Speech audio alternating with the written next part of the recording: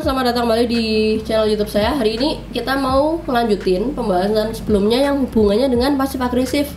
Nah, pasif agresif ini memang perilaku yang membuat korban itu menjadi sangat bingung, biasanya stres dan nggak bisa ngambil keputusan gitu kan.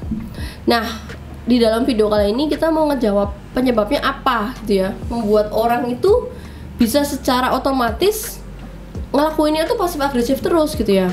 Nah, itu tuh yang nomor satu disebabkan oleh kebiasaan dari kecil, pola asuh yang selalu merepress perasaan. Merepress tuh gimana ya?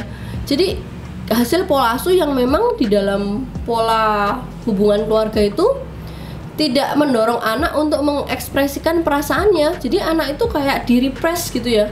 Kalau misalkan lu merasakan sedih, kecewa, lu nggak bisa ngekspresiin, tapi lu harus telan sendiri gitu. Bahkan you harus nggak kelihatan kayak gitu. Jadi bener-bener orang ini atau anak ini tidak bisa meluapkan emosinya secara genuine gitu ya.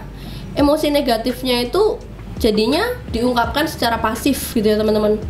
Kemudian yang nomor dua, mungkin di dalam perjalanan hidupnya tuh sebenarnya ada hubungan ketakutan yang biasanya tuh sifatnya hubungannya top down teman-teman gitu ya. Jadi dari kecil mendapat perilaku dilecehkan, dikecilkan, diabaikan gitu ya, menjadi individu yang apa? Jadi takut ditolak, jadi membuat orang lain senang aja dengan tujuan melindungi dirinya sendiri gitu ya, karena nggak mau diabaikan gitu kan.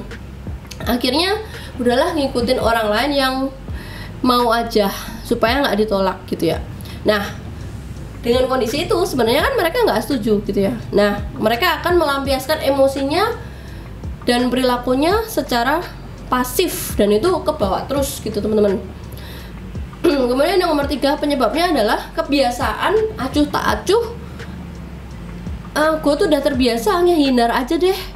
Gue tuh tidak terbiasa untuk menghadapi masalah dan mencari solusi gitu. Akhirnya acuh tak acuh. Mungkin nggak sedikit orang yang berusaha ngehindar dari konflik demi menjaga hubungan baik. Nah, orang yang sering seperti ini biasanya itu sering menyembunyikan emosi negatifnya gitu ya. Dan akhirnya dia berperilaku pasif agresif. Nah, ini tuh menjadi penyebab kalau misalkan memang dari lingkungan kecil sampai dewasa kayak gitu terus gitu teman-teman. Akhirnya akan terbentuk pola pasif agresif.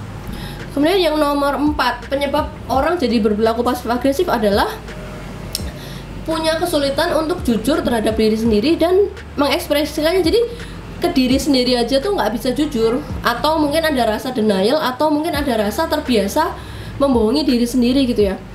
Nggak semua orang bisa mengekspresikan atau bahkan mengenali emosinya sendiri, terutama emosi negatif teman-teman. Orang-orang ini tuh umumnya berperilakunya bakal pasif agresif, soalnya dia bahkan nggak ngerti emosi dia yang genuine itu kayak gimana gitu ya. Nah, memang ya perilaku pasif agresif ini bisa dimiliki oleh semua orang dan juga nggak serta-merta langsung memiliki gangguan NPD atau gangguan disorder gitu ya. Tapi memang bisa menjadi pola yang kurang baik sih kalau diterapkan terus-menerus dalam sebuah hubungan gitu ya teman-teman. Karena bisa membawa dampak negatif atau merusak hubungan dengan orang yang sifatnya mungkin intimate relationship atau yang sifatnya dekat gitu ya teman-teman. Nah, semoga ini cukup menjawab penyebab orang bisa berperilaku pasif agresif itu untuk pertanyaan dari salah satu teman kita yang nanya kemarin gitu ya. By the way, thank you banget untuk semua yang udah sampai di video ini, yang mau like, comment, subscribe. Jangan lupa mampir ke Instagram @unsecret_narcissus. Thank you, semoga bermanfaat. Sampai jumpa di video selanjutnya.